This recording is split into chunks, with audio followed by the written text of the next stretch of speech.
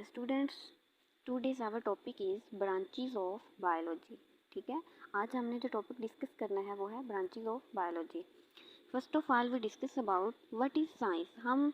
हमें बायोलॉजी क्यों पढ़ते हैं, तो इससे ये जानने से पहले हमें ये पता होना चाहिए कि साइंस क्या है।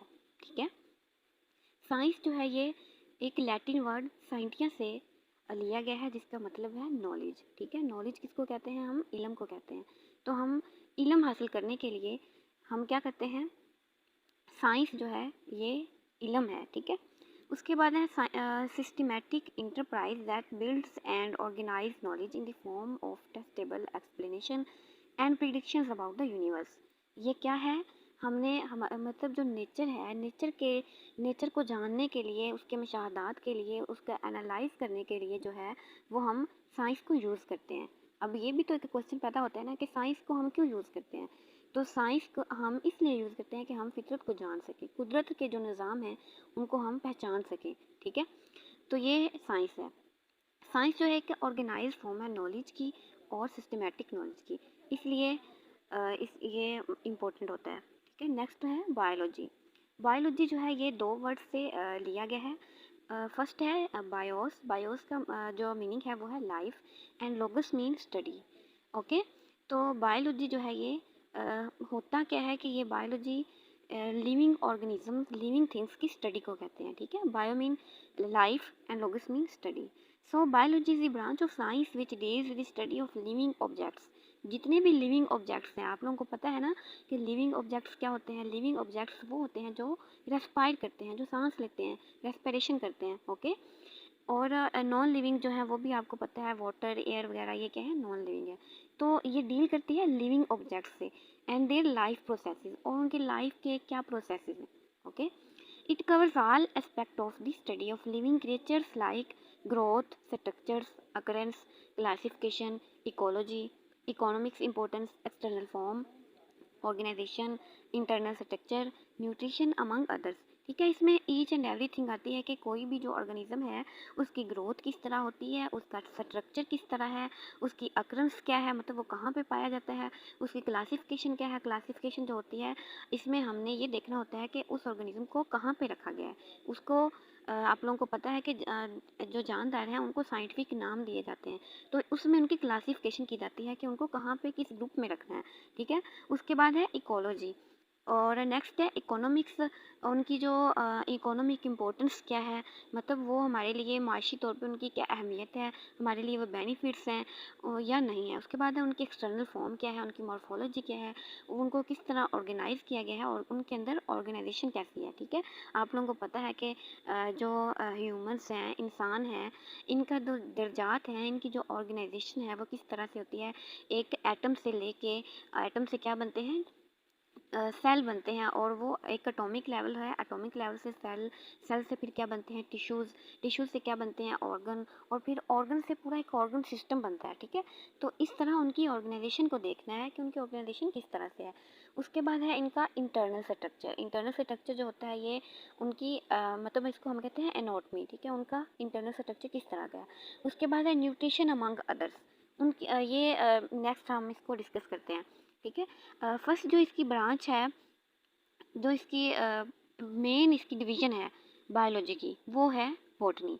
तो बॉटनी आप लोगों ने सुना ही होगा कि बॉटनी क्या है? ये ब्रांच है बायोलॉजी की which deals with study of different aspects of plants and plant like organisms which include fungi, lichens, mosses, ferns, conifer and flowering plants. ठीक है, तो मेन क्या है कि ये डील करती है with the study of plants, scientific study of plants. Okay, तो नेक्स्ट है एंशियंट ग्रीक जियोफ्रास्ट। जो थियोफ्रास्ट एक वर्ड है, इसको ये नोन एज द फादर और फाउंडर ऑफ बॉटनी। जो ये साइंटिस्ट हैं, ये 371 से मतलब इनकी जो डेट ऑफ बर्थ है, और 286 में इनकी जो डेथ है।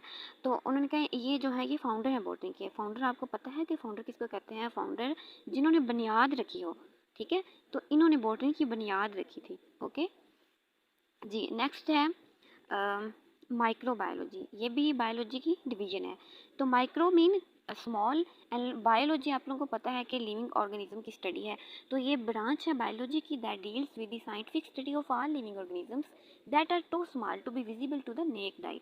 ठीक है, जो माइक्रोबायोलॉजी है ये डील करती है उन ऑर्गेनिज्म से, वो तमाम लिविंग ऑर्गेनिजम्स जो हम आम आँख से नहीं देख सकते। ठीक है, इनको देखने के लिए हमें माइक्रोस्कोप की, लाइट माइक्रोस्कोप या इलेक्ट्रॉन माइक्रोस्कोप, डिफरेंट जो माइक्रोस्कोप आप लोगों को पता है जो होते हैं, तो इनको देखने के लिए हमें उनकी ज़रूरत होती है। ठीक है, ये आम आँख से हमें नज़र नहीं आते। सच एज वाइसिस, बैक्टीरिया, ये तमाम क्या हैं, माइक्रो ऑर्गेनिजम्स हैं। These organisms include bacteria, archaea, viruses, fungi, prions, protozoa, algae, और ये तमाम ये जो स्मॉलेस्ट ऑर्गेनिजम्स हैं, इन सब को हम माइक्रोब्स कहते हैं, क्योंकि ये छोटे होते हैं इसलिए इनको हम क्या कहेंगे, माइक्रोब्स। ठीक है, उसके बाद है Antonie Philips van Leeuwenhoek is known as the father of microbiology. ठीक है, इस जो है ना लिवानोहुक, इसको माइक्रोबायोलॉजी का फादर माना जाता है। ओके, नेक्स्ट है प्योर ब्रांचेस ऑफ बायोलॉजी। ठीक है, अब हम देखते हैं कि जो प्योर ब्रांचेस हैं वो पीछे हमने डिस्कस किया है डिवीजन्स, बायोलॉजी की divisions, and now we will discuss about branches of biology. ठीक है, फर्स्ट है मॉर्फोलॉजी, फिर है anatomy, histology, cytology, cell biology, molecular biology, physiology, ecology, embryology, genetics, paleontology, taxonomy, evolution and pathology. ठीक है, first of all we discuss about morphology. Okay students, morph कहते हैं हम शक्ल सूरत को, एंड लॉजी हम कहते हैं स्टडी को। ठीक है, तो क्या हुआ, इसमें हम क्या करेंगे, study of external form, size, shape, colour, external structure and relative position of living organisms. ठीक है, इसमें हमने देखना होता है कि जो एक ऑर्गेनिज्म है उसकी शक्ल बनावट किस तरह की है, उसका कलर कैसा है, वो बाहर से किस तरह का नज़र आता है, और उसकी पोजीशन किस तरह की है। ठीक है, तो ये क्या है, मॉर्फोलॉजी। ओके, नेक्स्ट वन है एनाटॉमी। एनाटॉमी मैं आप लोगों को पहले भी बता चुकी हूँ कि एनाटॉमी जो है ये, मॉर्फोलॉजी उसकी ज़ाहिरी शक्ल सूरतों को कहते हैं, तो एनाटॉमी उसका उल्टा है। एनाटॉमी उसकी इंटरनल स्ट्रक्चर को कहते हैं, इंटरनल स्ट्रक्चर की जिसमें स्टडी की जाती है। ठीक है, जो हम आम मतलब ज़ाहिरी शक्ल सूरत में नहीं देख सकते। जैसे हमारी जो आँख का डाइसेक्शन है, तो वो क्या हम वैसे देख सकते हैं, नहीं देख सकते। और इसी तरह हमारे जो स्ट्रक्चर हैं दूसरे, जैसे लंग्स हमारे हो गए, स्टमक हो गया, ये सारे क्या हैं, ये इनकी एनाटॉमी, इनके इंटरनल स्ट्रक्चर की स्टडी जो है वो एनाटॉमी में की जाती है। ओके, नेक्स्ट है physiology. Physio mean function and logy mean study. Okay, तो फिजियोलॉजी जो है ये इसमें हमने डिस्कस करना होता है कि इसमें हमने स्टडी करनी है कि एक जो ऑर्गेनिज्म है उसके जो बॉडी के डिफरेंट पार्ट्स हैं उनका क्या फंक्शन है, उसके जो बॉडी के हर पार्ट है वो क्या क्या फंक्शन परफॉर्म कर रहा है। ठीक है, जैसे हमारे जो आइज़ हैं उनका क्या फंक्शन है, आइज़, इसके अलावा हमारे डिफरेंट्स, हमारा आप लोगों को पता है बहुत सारे हमारे पार्ट्स हैं बॉडी के, तो हर पार्ट का अलग अलग फंक्शन है, सेम फंक्शन परफॉर्म नहीं करते। ठीक है, तो ये क्या कहलाएगा, फिजियोलॉजी। जी, नेक्स्ट वन है cytology. Cyto means cell and logy means study.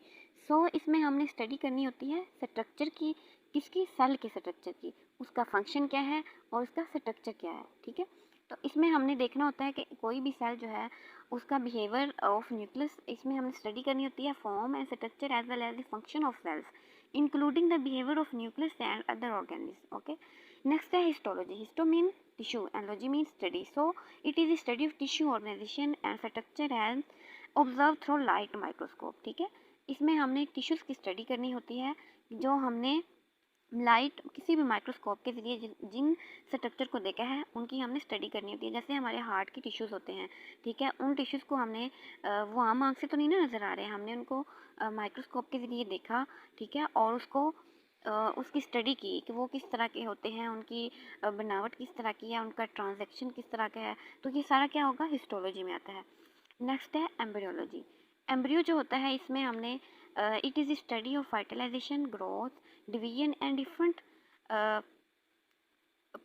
different of the zygote into embryo or early development of living beings before the attainment of structure and size of the offspring। इसमें हमने ये देखना है कि कोई भी जो ऑर्गेनिज्म है उसकी हमने स्टडी करनी होती है एम्ब्रियो से, उसकी डेवलपमेंट जो है वो जब तक वो हैच नहीं हो जाता, वो अंडे से बाहर नहीं आ जाता, ठीक है। या जैसे अगर वो ह्यूमन बीइंग है या कोई दूसरी चीज़ें हैं, मतलब ह्यूमन लाइक जो होंगी, मैमल्स होंगे, तो मैमल्स आप लोगों को पता है कि वो क्या करते हैं, बच्चे देते हैं, बच्चे पैदा करते हैं। और बाकी जो वर्टिब्रेट्स दूसरे हैं, इनवर्टिब्रेट्स